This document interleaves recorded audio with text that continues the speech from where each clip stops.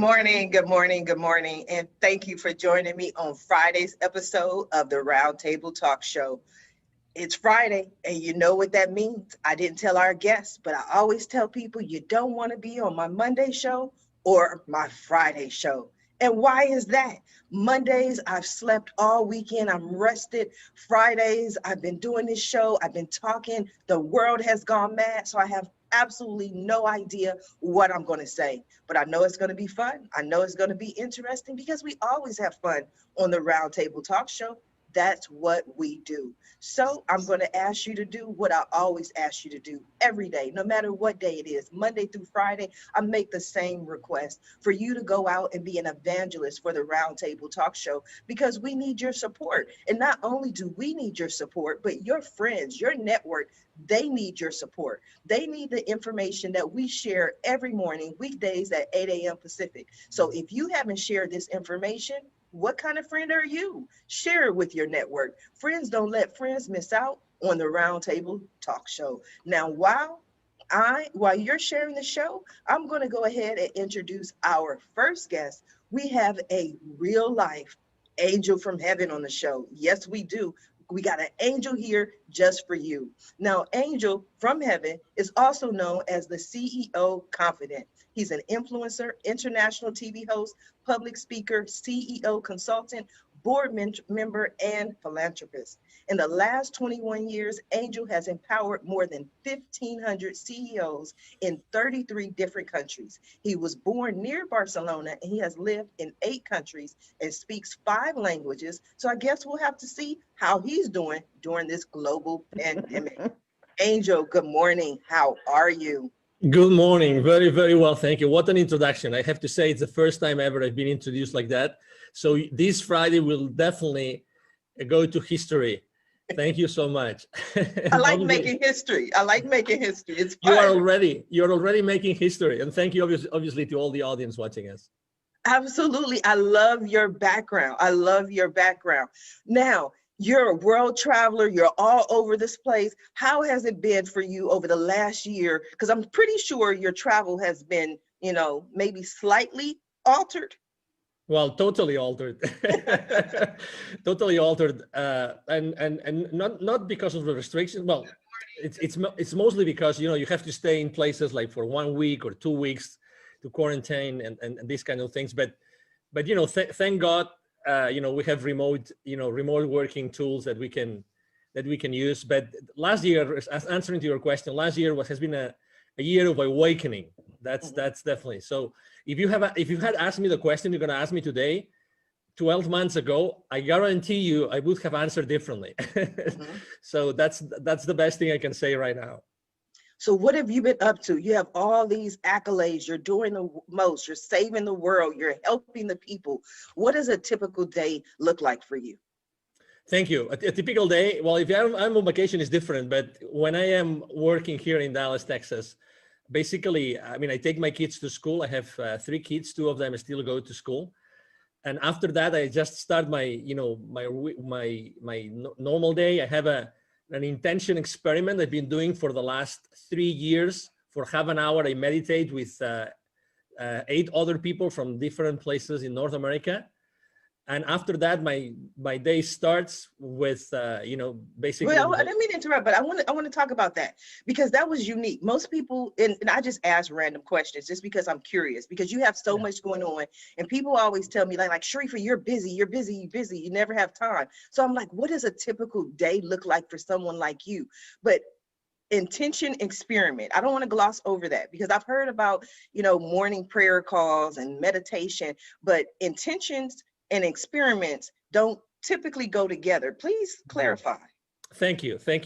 So basically, a few years ago, I went to a conference of a gentleman. He's of a doctor called Dr. Joe Dispenza.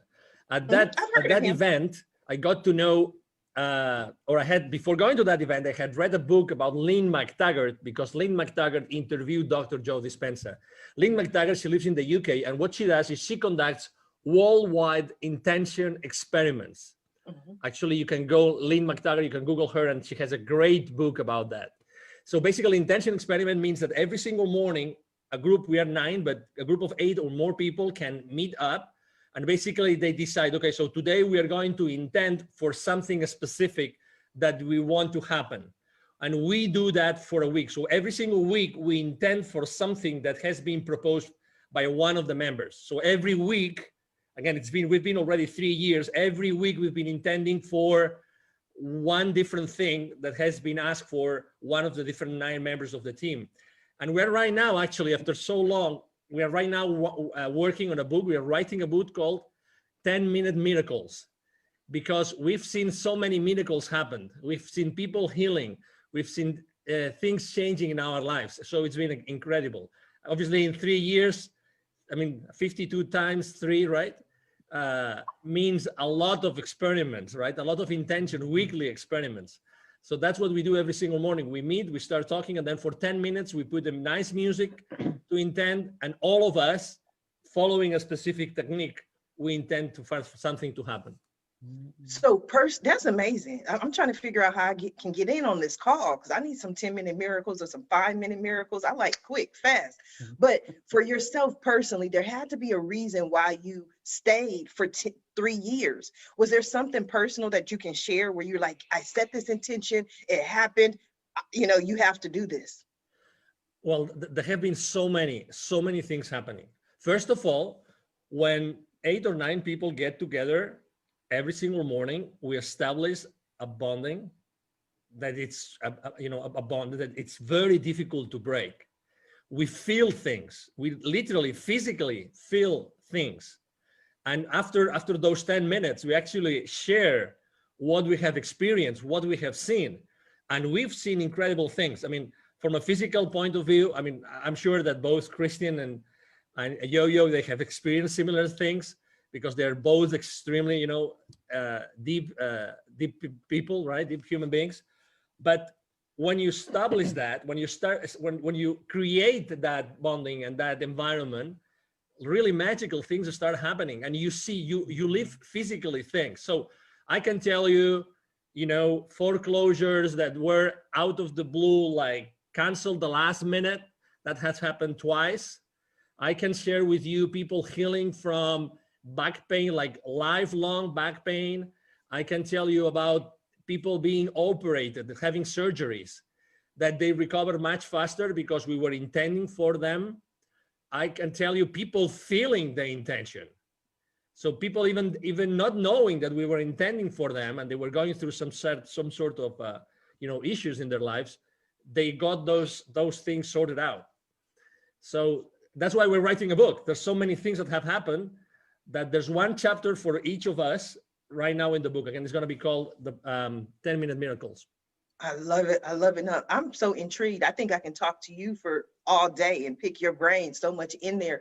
But Angel, I'm going to come back to you. I want to go ahead and introduce our next guest so we can start this conversation, because it's getting good. Miss Yamitra Wadeo. Yamitra is the only live past crazy specialist. She works strategically with individuals to identify, analyze, and release chaos and crazy in their lives by providing a safe space to begin their journey and guide them to the source of their own power. Yamitra is an Amazon international best-selling author of Fearless Women, Born to Give Thanks, and Transition to Freedom, and 7 other amazing books. She has received Author of the Year award for 2 consecutive years and has had the opportunity to share the screen with the late actor Tommy Ford in the movie The Last Time. She is the founder of Be Fearless Inc., Waddell Consulting Services, and Bear Your Hair. Good morning, Yamitra. How are you? Good morning. Y'all made me sound good. I like these introduction things. Everyone good at this.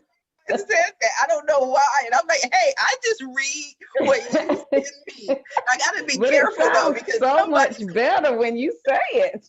Somebody's going to send me some bio and I'm just going to read it. It's like, I'm the king of America. I'm like, I don't know. Would you send it to me? I'll read it. Tommy Ford. Oh my God. That was a loss. I love, I grew up. We all grew up, I think, for the most part, watching Tommy.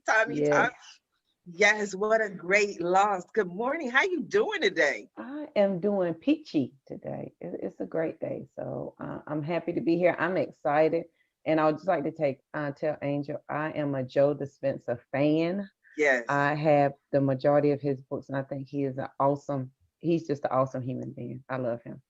Yeah, Yes. peeve. Yes. Yeah, he's good. Yamitra, talk to us about Be Fearless. Where did Be Fearless come from? It most likely came from some sort of fear that you stepped over. Yes, it is. It is a story for sure. So I go by the tagline, "The only live past crazy specialist," because I know crazy, and your crazy doesn't have to be like my crazy. Your crazy could be the normal crazy, life, kids, your career, all the crazy. My crazy and Be Fearless came from being a survivor of domestic violence, and my abuser just happened to be the pastor of the church, and so to be the first lady and be the woman in front that everybody's looking to, and then being abused, it was hard. And from going from that to living in a shelter to, now finishing my PhD and owning a couple of businesses, you have, and Be Fearless, I would have to say, is understanding that regardless that this fear is here, my vision and my mission is not changing. Fear is going to have to go with me on this journey. Like, you don't have a choice.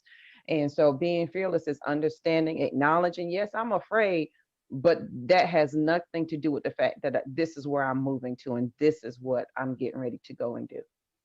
What gave you the strength to get out of this situation? Because like you mentioned, for most people, the church is the rock of not only the community, but the family, right? So it's like getting divorced twice to me. I look at it like that, because you're divorcing this community and then also Okay. divorcing or getting rid of this person. Okay. So Yeah. what was that like for you? It was extremely hard because he had been a minister for 30 years. Who was going to believe? And then you have to look at the dynamics. I was 25, he was 51. We just had a kid. My family was 400 miles away. And who were they going to believe? A pastor who had been pastoring for over 30 years, or this young girl who seemingly married a man of status? And are they going to believe you? Or are they going to believe him? And so I essentially found myself fighting in the church, the FBI, because he reported me, said I kidnapped the children and moved states away. And it was a whole host of things. So on the day that I left was the day that I decided that I wanted to live. And I think it's a very fine line. And what I applied to that in life is sometimes we all have obstacles. And I break it down really simple. But did you die though? Like, you have to make a decision. But are you going to die when you make that decision? If the answer is no, then you have every right and every tool that you need to make that decision. And that's what I did. Like, I knew it was going to be hard. Who wants to live in a shelter and pick up pennies off the street with two kids? I certainly did not. But I knew that I the way I think, and this is where Joe comes in, that's why I love him so, that my current reality is just not, I don't agree with it. So I don't have to admit to it and I don't have to be subject to it. So if I can think a different thought, then that's what I'm going to do. And it has been a 16-year journey of living past crazy. And I'm a firm believer every day to give my words and my breath direction. So before I get up every morning, I give my words and breath direction to accomplish something every morning, even if it's to find abundance, to find the answer that I'm seeking, whatever it may be. That's what I set out to do, because I believe your words are absolutely powerful. Period. Wow, your story, your life is powerful. That's why I love doing this show. I really do. I love it. I love it. I love it. It's a personal passion of mine. Yeah. That's why I get up every morning and do it, because it takes away excuses for people. Yeah. When people come to me and they say, "Well, Sharifa, I can't because," or I'm too this or I'm too that, or this person is stopping me. I'm like, mm-mm.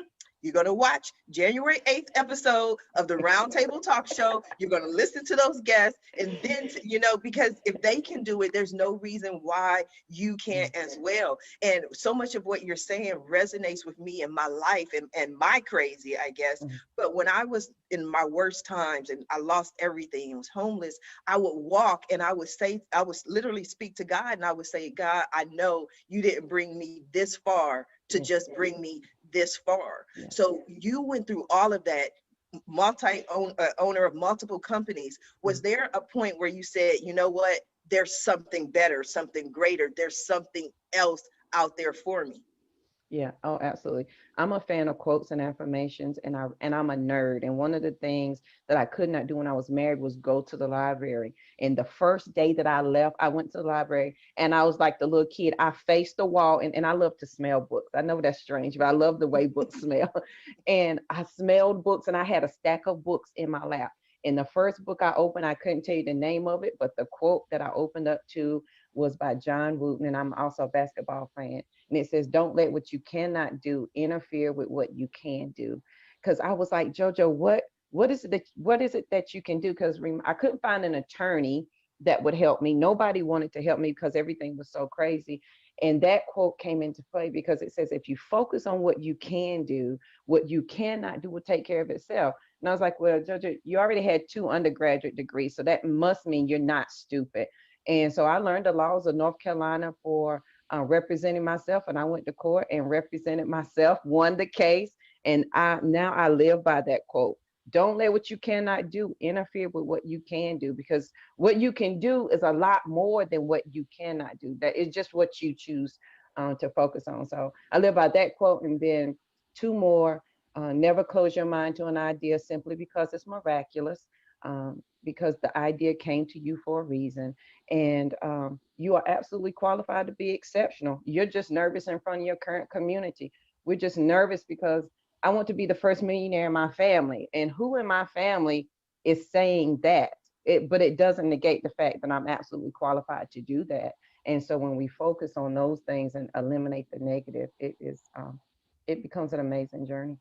Yes, yes. We just gonna change that M to a B though. We gonna have you. Yeah. We gonna start with Yes. billionaires We'll now. take That's that B. Yeah.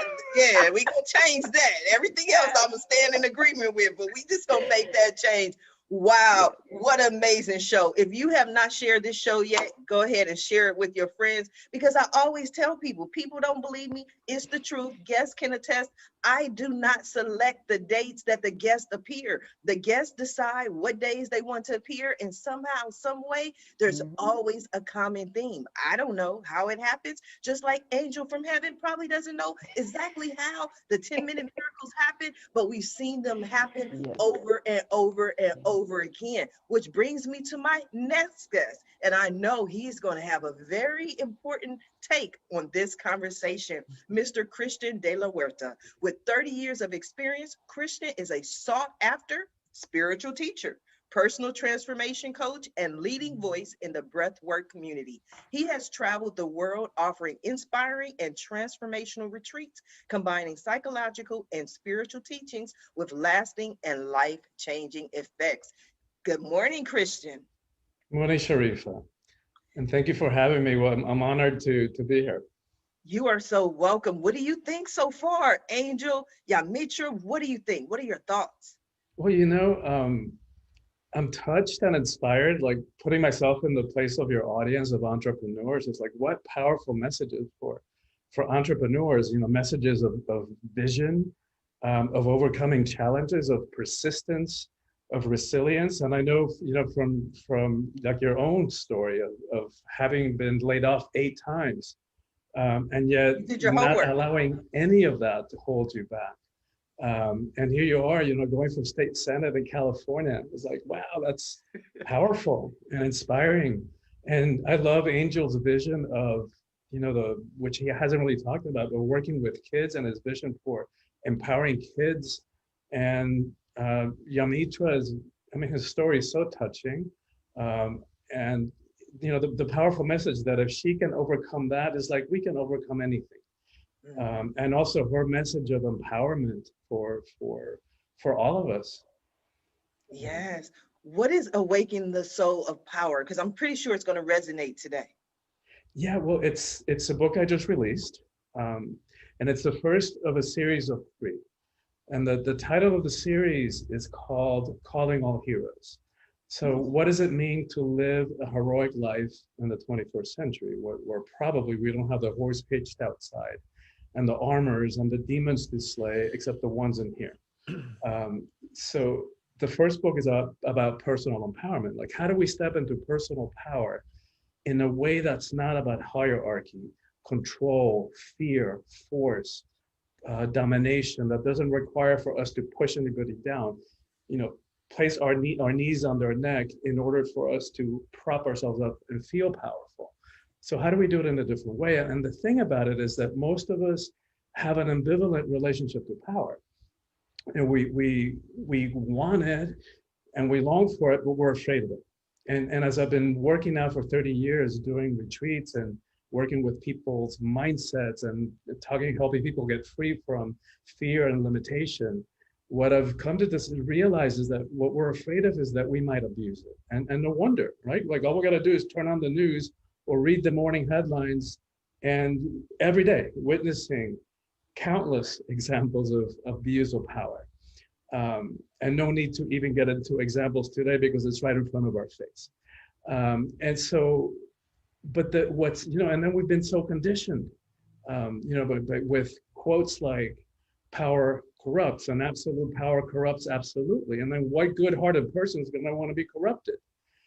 But what they forgot to tell us or failed to tell us is that quote from Lord Acton was it's part of a larger context where if you read the whole thing, the whole paragraph, it's clear that he's talking about political power, not about interpersonal or personal power. That's what we're all talking about here, right? Personal empowerment, in approaching it from different ways. And then the other aspect of that is we've been so conditioned as a society to be afraid of the emotions, right? We've labeled the emotions weakness, and especially men. Since we're little kids, we're like, the little boys don't cry, because in some twisted way along the point along the way, we label the emotions weakness and feminize them, as is the feminine was weak. Like if you want to talk about power, let's talk about the power of creation, right? And so that there's nothing feminine about the weak, but we've been conditioned that way. And so then we're afraid of conflict. We're afraid of confrontation. We're terrified that if we really bead all of who we are, that other people may not be able to handle us. So then we stuff ourselves, we stuff our emotions, and that doesn't work, right? What used to be spiritual teaching, that everything is energy, now we know from physics that everything is energy. Like that's the case. It's no longer spiritual teaching. So including the body, including the emotions, we know from physics too that energy cannot be destroyed.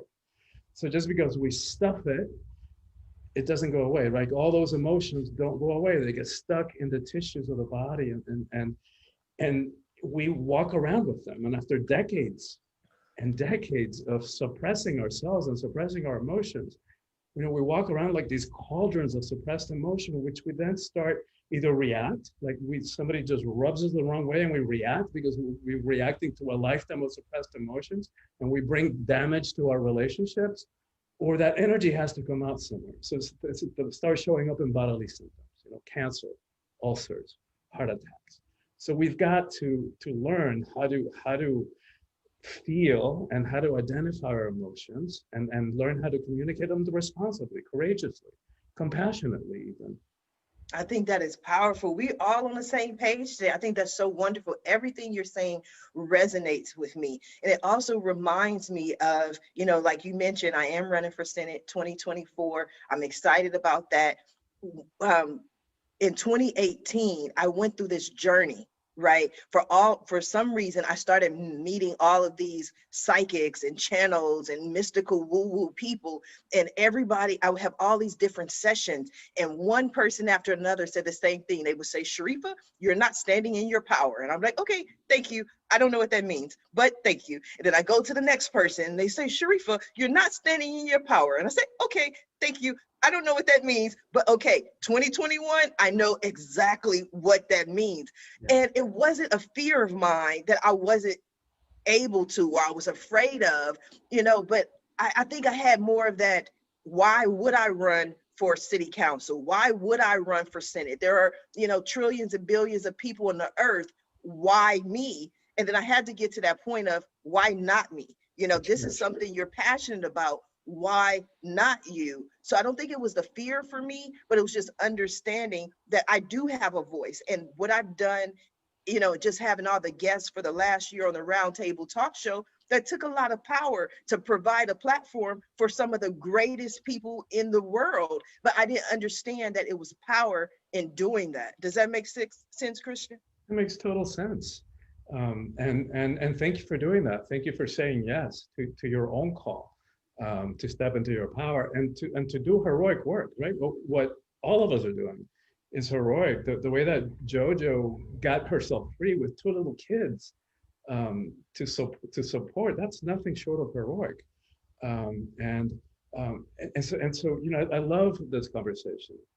And another way that we see commonality in all of us is this desire to make a difference in the world. Mhm. Right? So and it's that desire to make a difference in the world, that conviction, that allows us to use JoJo's framework to not allow fear to hold us back.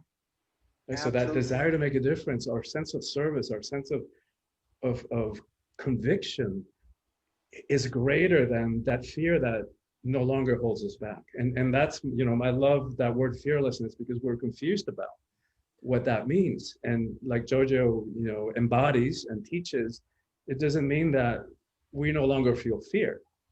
It just means that we no longer allow fear to hold us back.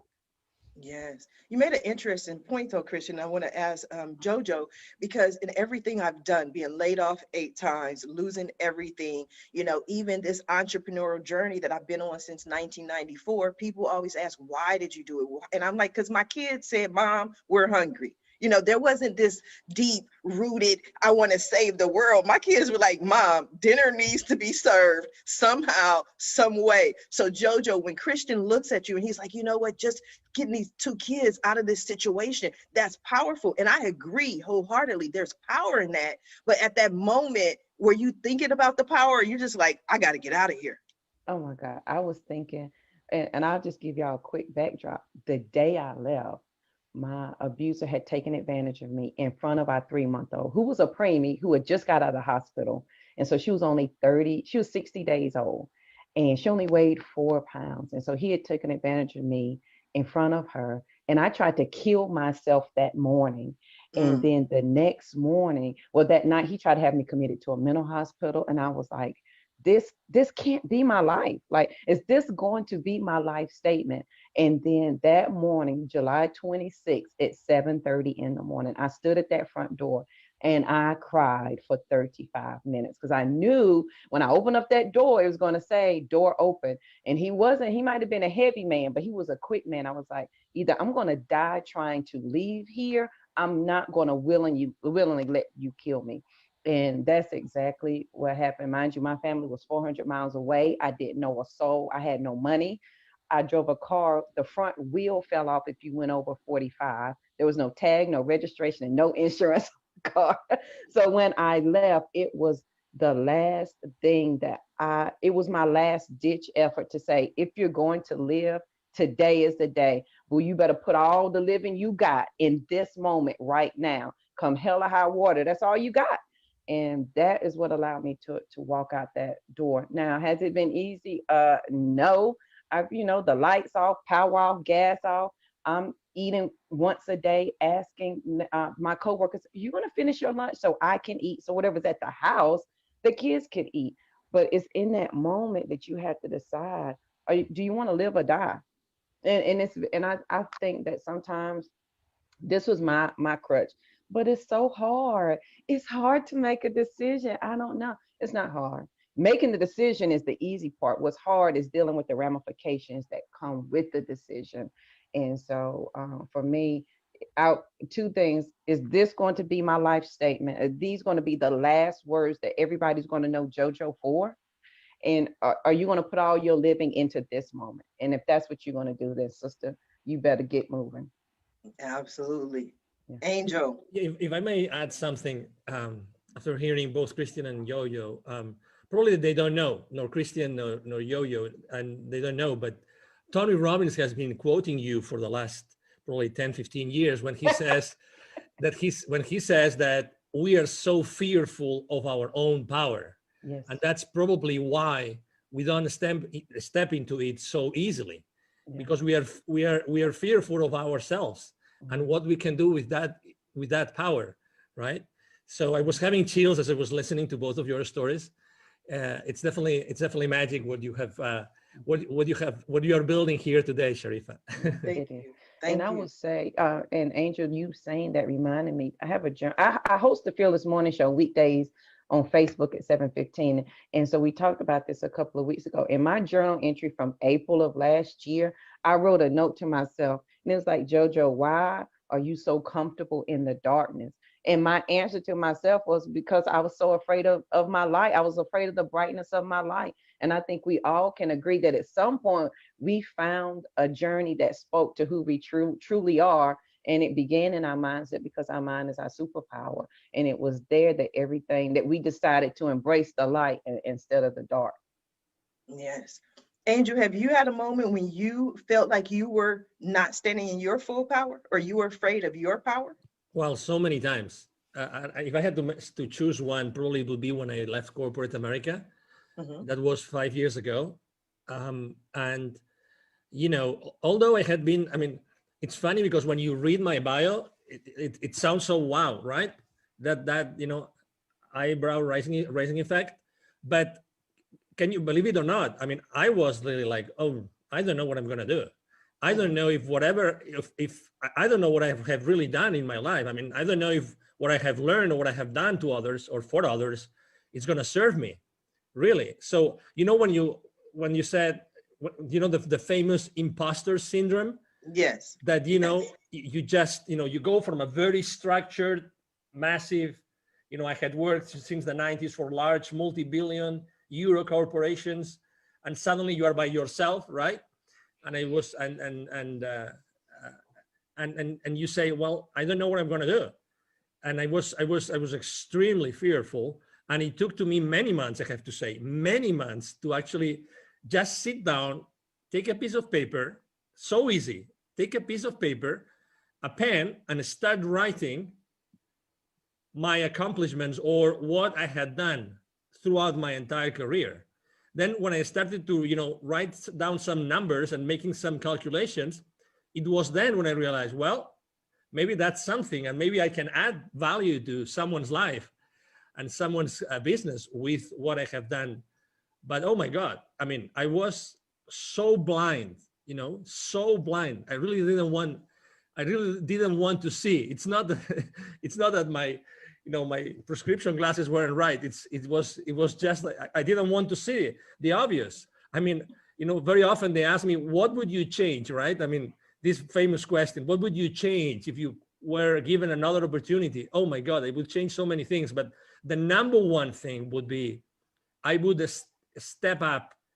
I would start exposing myself like crazy since day one. I would start sharing my story because, we probably all of us, we have shows or we have interviewed people for sure.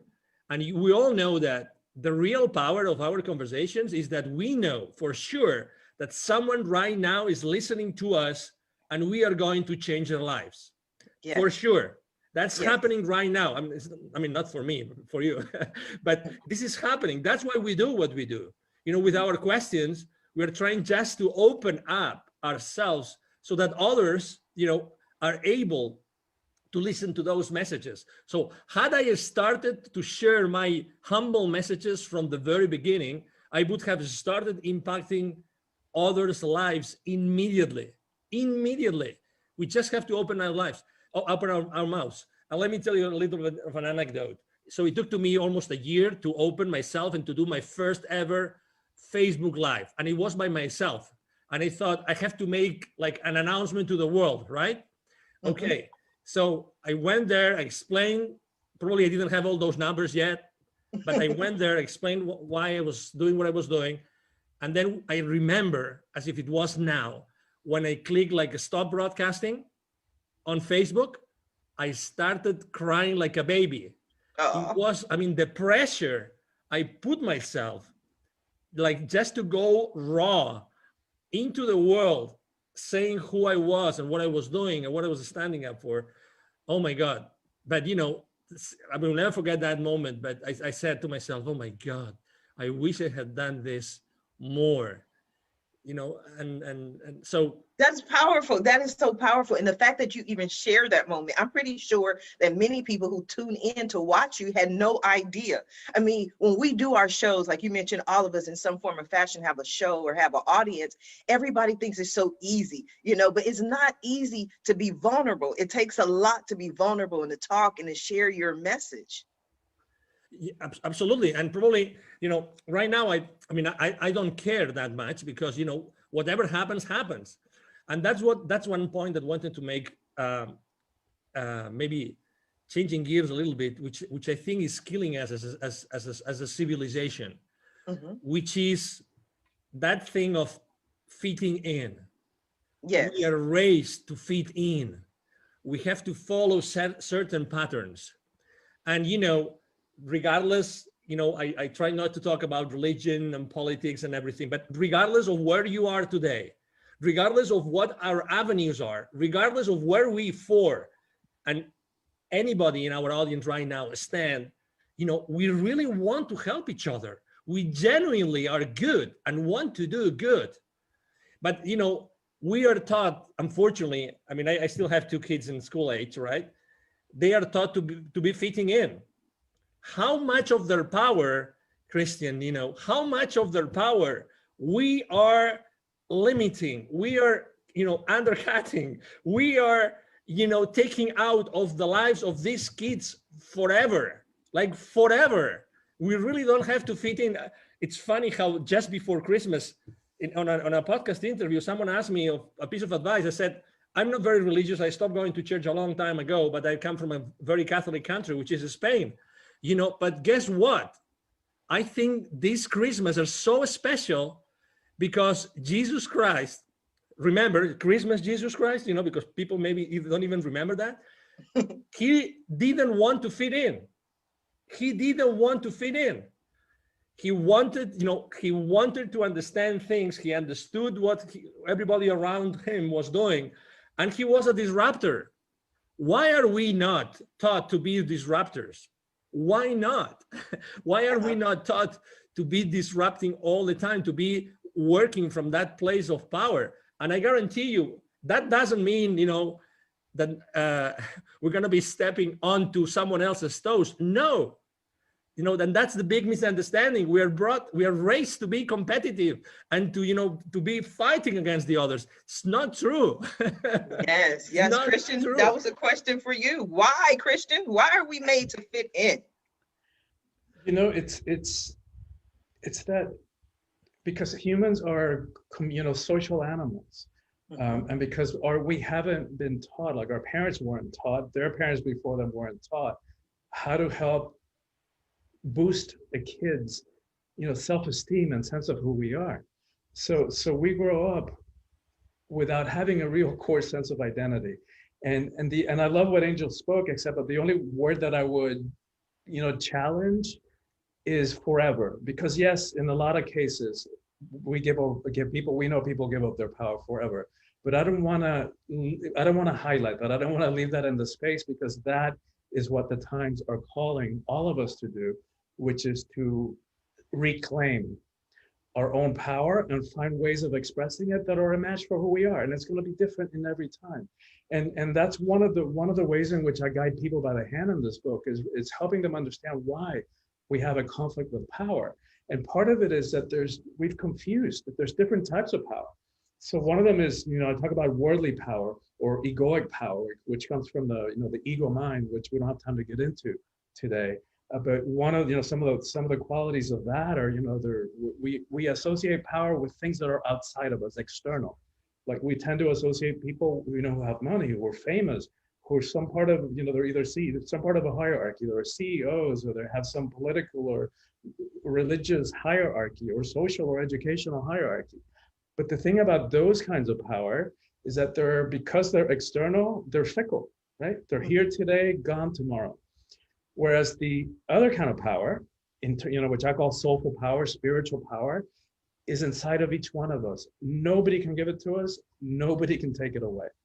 And it's actually more powerful, right? So I think of Gandhi or Gandalf, in The Lord of the Rings, where they're simple, monastic robes and their sandal feet, you would never know how much power they hold until it's needed.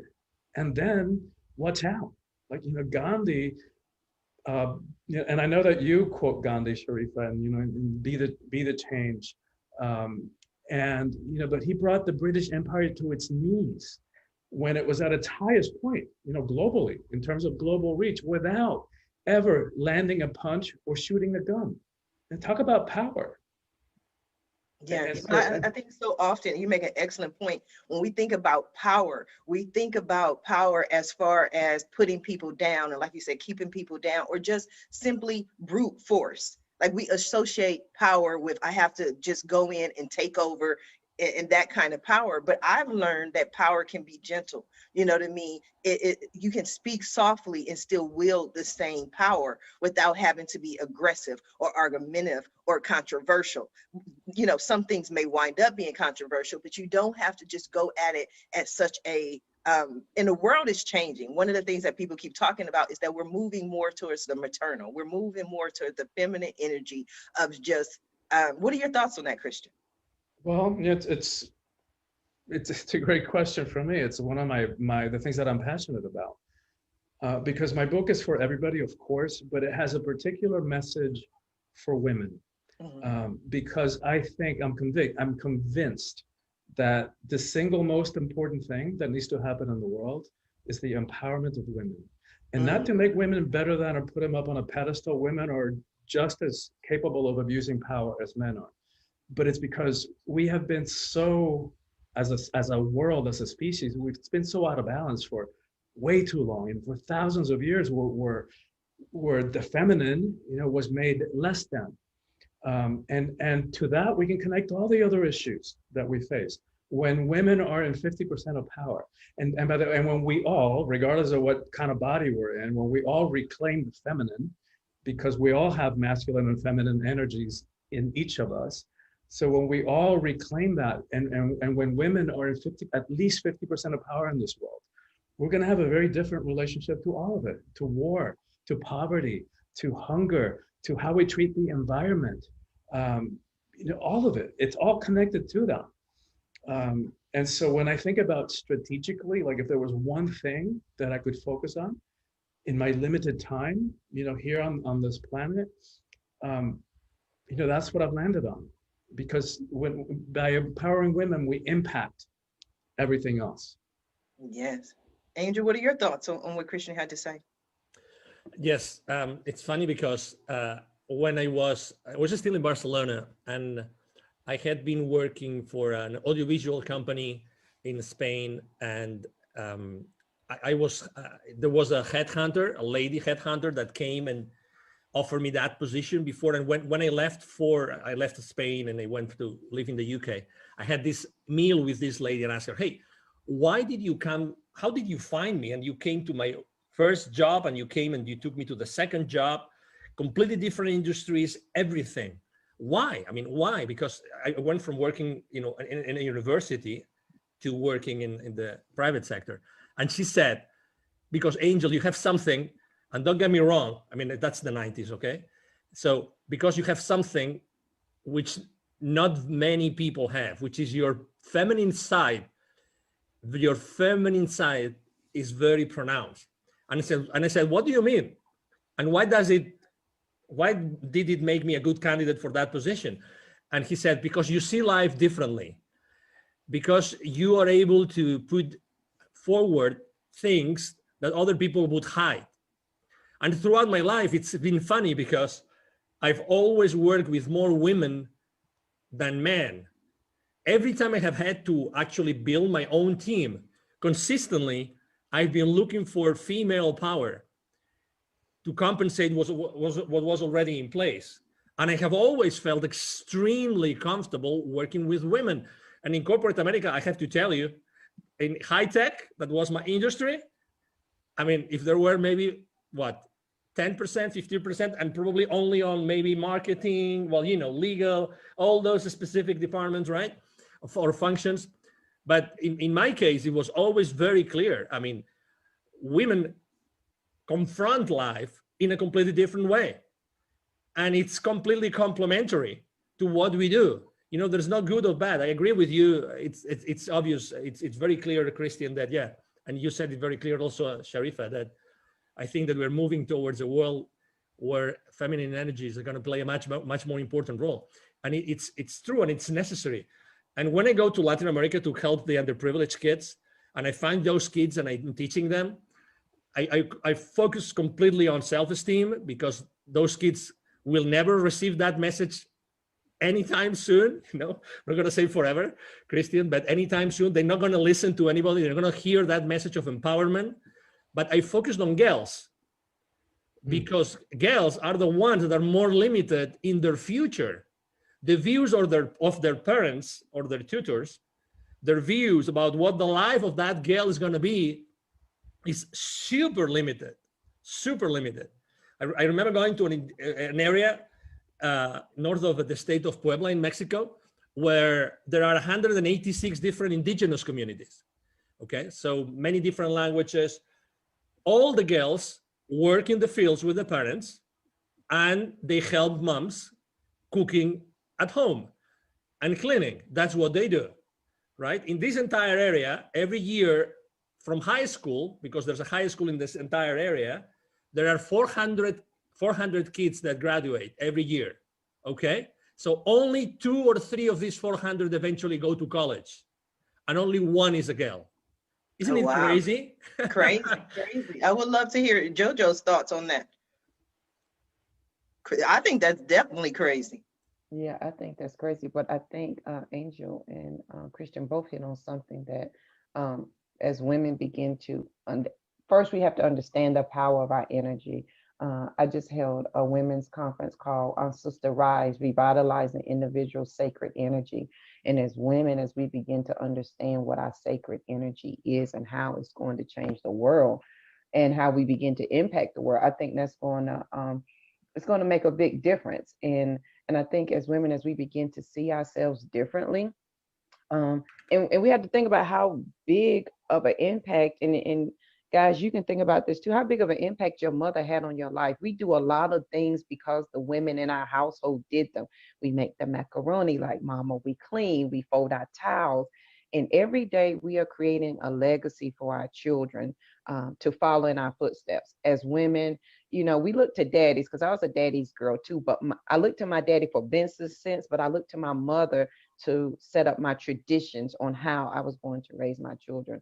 And that's an excellent point, because I laugh with my son all the time. My son will be 24 in April, you know, and whenever he does something and it's not correct, I'd be like, gotta do it right. Because people will say, your mama didn't raise you right. You know what I mean? Or they'll say, who raised you? I'm like, so this is not about you. This is about me, right? It's about me, because your name is all you have.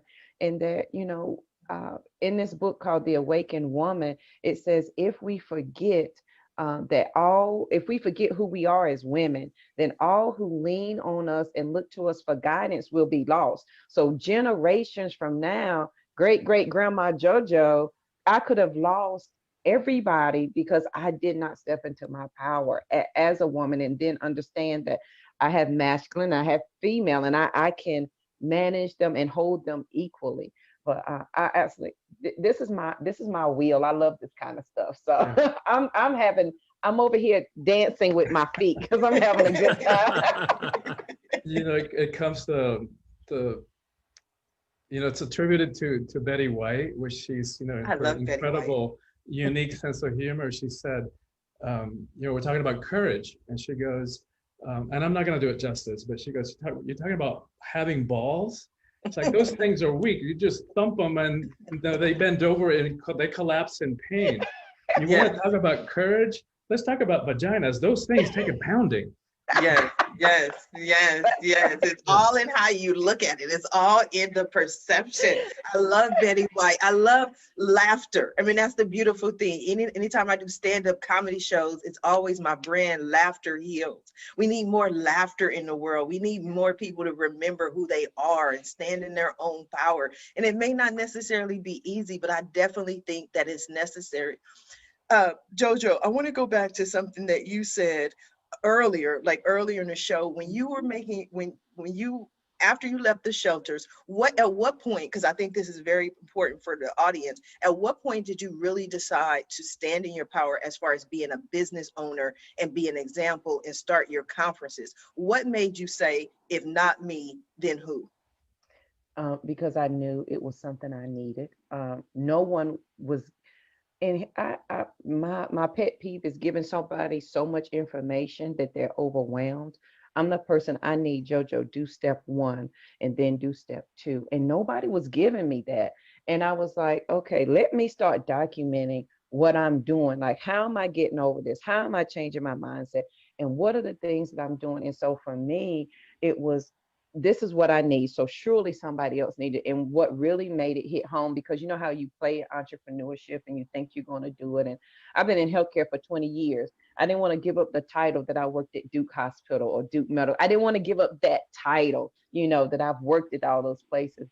And then I spoke the first time ever and talked to a group of ladies who were coming from welfare to work. And the lady called me like 3 days later, and she said, had you not shared your story, I would have killed myself. And I have a quote that I wrote right then, and it says, somebody is waiting to hear my voice, and they will not move until I move. So every day when I get angry and frustrated, like I can't figure this out, like I don't know what I'm doing, JoJo, somebody's waiting to hear your voice, and they're not going to move until you move. And so that was one of the biggest things that helped direct me to say, okay, you're gonna, honey, it came to you for a reason. You survived and you lived for a reason, and now you must do something with it. I think that is so, so powerful, amazing. Now, we are coming down to the last few minutes of the show, and I must admit, I have greatly enjoyed this show. Me At the too. end of every show, I just allow my guests to speak directly to the audience, to everyone who is watching this show live, as well as everyone who is watching it in the archives, and let them know what you want them to take away from your appearance here today. And we're going to start with you, Christian. Good. Thank you so much. And I want to, add one more thing for the men in the audience, because the current system, of toxic masculinity that we've been living in for the last, who knows how long, thousands of years, is not good for men either. Right? Of course, it's oppressive women in ways and in ways that are completely unacceptable and enough. But it's also been incredibly limiting for men. Like, no wonder men, have a shorter lifetime. They die 3 years before. No wonder the rate of suicide among men is like 3 times. I forget the exact number right now, but it's way higher. I think 70% of the suicides in America are committed by white men. So it's not working, right? The system is not working for men either. And it's time that we all figure out a way to reconnect with who we are, to reclaim our own sense of self, our own sense of power. As far as I'm concerned, we're living in the most critical times in the evolution of humanity. Make it or break it time, right? And so whenever one of us feels that call, like all 4 of us here have to be more, to say yes in spite of the fear, and to step into roles that we don't even know how it's going to work out, that the universe has a vested interest in each of us doing that. Because as we do that, and when we do that, the ripple effects will be felt. And like everybody here was talking about, like Angel was talking about, making a difference. That's how we all get out of this collective hole that we have dug ourselves into. Yeah.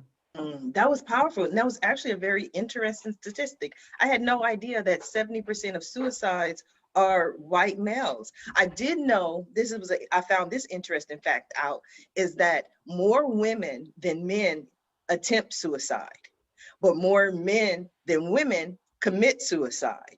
Is because men do suicide in deadlier ways. Women tend to take a bottle of pills and wake up in the hospital, but they live to see another day. Whereas men, they're done, they're final, they get the shotgun, and it's over. So very interesting. We have to heal the world so no one is in that position where they even contemplate or even think about suicide. And we're all here to help them. Thank you for that, Christian. Angel, what do you have for us?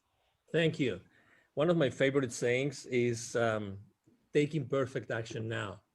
And I do that because most of what I do is I help both, you know, corporate executives and entrepreneurs to accelerate the growth of their businesses through expansion and exposure using different techniques.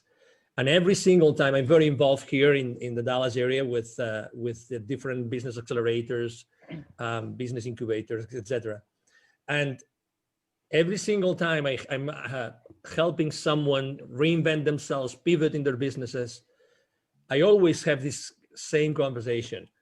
You all have an immense power inside to create wealth for the rest of the world. All of you. Tony Robbins says something which is extremely smart, which is, you know, your wealth is totally dependent and proportionate to the amount of people that you are able to serve. And I have to tell you that every single one of you have something inside your professional career, your life, that nobody else in the world has. Nobody. We all have lived completely different lives. Even if you think you are not adequate or you're not enough, you are already enough and you are already adequate. And you can already start.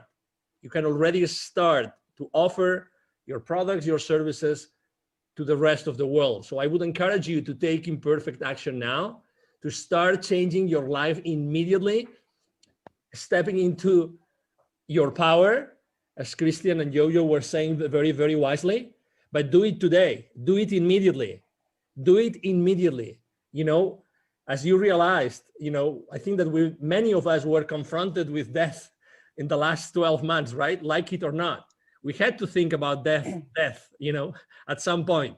So, hey, you know, we can do so much good in this world and the world needs us. And if it's not us, it's not going to be anybody else. Exactly. I mean, it's great when I was listening to that from Jojo. It's like when I created my nonprofit Wisdom for Kids, I said, if I don't do that, who's going to do it?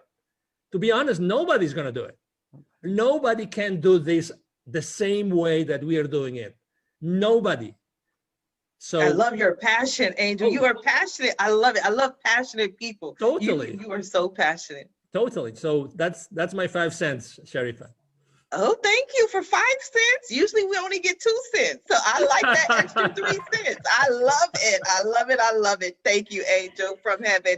Jojo, what do you have for us? Angel, I want to give you a word that I made up, but I think it will fit just right with you. It's urgentaneously. Like we have to take action urgentaneously. My kids hate when I say that. I need it done urgentaneously. They're like, that's not a word. Doesn't matter. It is. My daughter makes up words all the time. And I'm like, if Will Smith can make up Jiggy, you can make up whatever you want. So hey, I like urgentaneously. I'll just credit Jojo for that one. Yes. I would like to share my few cents is that as we all begin this journey, however we define it, describe it, some steps to live past crazy. And I call it self-care as gangster, because you have got to really want this for yourself to begin this journey. So there's just 5 things that you can start today. Number 1 is absolutely be quiet. You don't know what you like or what you want because you talk too much. So if you be quiet, you can hear what the God inside of you, the universe, the creator is trying to tell you. And there's a wealth of information. You have the answer. The problem can't exist without the answer already being there. They go hand in hand. Often we talk too much that we don't even want to acknowledge the answer. Number 2, be willing to understand. That means you've got to, at some point, acknowledge and work through all of your stumbling blocks. Ain't no way around that. Like, you've got to be willing to do that. Number 3 is allow space for yourself. Allow space for healing and grace. I learned that on this journey as I was growing, I had to make room inside of myself for JoJo to be great and not be small. And Grant Cardone says it's you do more damage by living small than you do by living great. And so you got to make space inside. And then when you do that, give yourself some grace and peace. Forgive yourself. Yeah, you made a stupid decision, but you made the best one that you could at that moment with what you had. Give yourself some grace and peace, sister, and move on. And then respect the power that's in you. And you do that with wisdom and peace. Respect that you are a superpower, and every day you have the option to pick your superpower up or lay it down. And I would tell you that, and people say, Jojo, I'm not like you. Like, I'm not powerful, honey. Jojo ain't either, but please let me tell you something.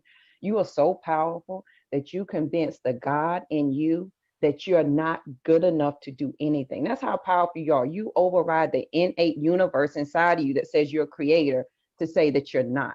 So you can't tell me you're not powerful. You do it all day, every day. It's just what you choose to do with it. So respect the power that's in you.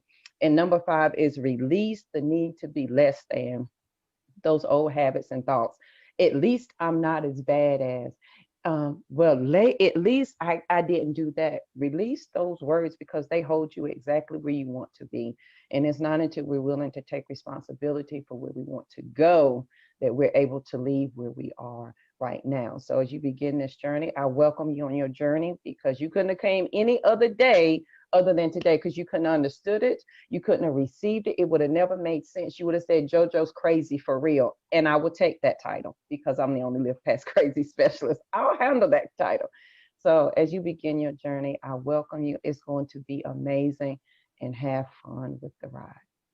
Absolutely. I have truly enjoyed today's show. It has been an amazing show, amazing week. I want to thank my guests for joining me here today on the Roundtable Talk Show. And I especially want to thank everyone who tuned in to watch the show live, as well as everyone who is watching it in the archives. Just because you didn't catch the live show does not mean you're not important. You are very important. We still need your support. We still need you to watch the show, share the show, but please don't just watch the show. Please don't just share the show. Support our guests. Visit their websites. Pick up a copy of their book. They came here this morning to share their message just for you. So support them. Their information, their websites are in the Facebook post.